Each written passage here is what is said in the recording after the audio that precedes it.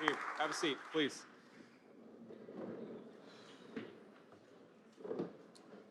Well, good morning, everybody. It's good to see you all. And we are here to kick off what has, at this point, been an informal effort, which is working with Congress to help us combat fraud. So as you know, when the President of the United States started the Fraud Task Force and really set the federal government to taking a whole-of-government approach to the anti-fraud issue, that was mainly an administrative thing. That was something we were working with our colleagues at H&HS, at DOJ, at all of the various agencies of the federal government in trying to root out fraud. And I'd remind all of you and remind the American people and remind what these congressmen and senators don't need reminding, which is that fraud is really a dual victim crime. The most obvious victim, of course, is the American taxpayer, who has their hard-earned tax dollars stolen from them to enrich people who are violating our laws and taking advantage of our country.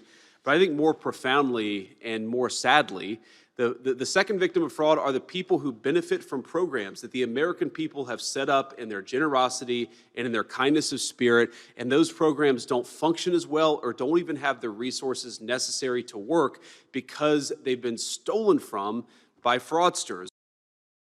This effort will fundamentally always have a limitation unless our colleagues in the House and the Senate are working with us.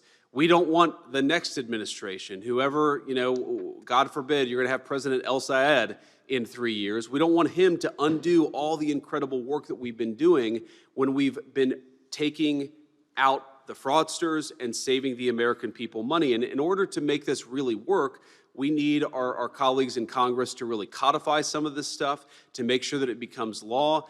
And again, this is the sort of thing where, while I see only Republicans surrounding us today, we really have been able to work in some cases with Democratic governors and Democratic attorneys generals on the anti-fraud task force. And we would love, I'm not necessarily holding my breath, but we would love to work with Democrats in Washington to codify some of the anti-fraud actions that we've taken and to take it to the next level.